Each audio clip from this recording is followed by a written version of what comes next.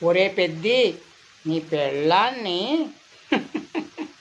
Home మినిస్టర్ని చేసింది ఎందుకో తెలుసా?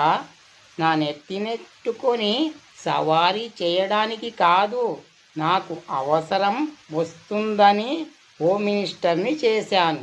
నైటు నా తమ్ముడు ఓ అందమైన అమ్మాయిని రేప్ చేసి చంపేసిండు. Very simple. బిర్యానీ కావాలంటే కోడిని కోయాలి కదా మరి. నా తమ్ముడిని పోలీసులు తీసుకెళ్ళిండ్రు. రేపు ఉదయం కల్లా నా తమ్ముడు నా ఇంటికాడ ఉండాల మరి.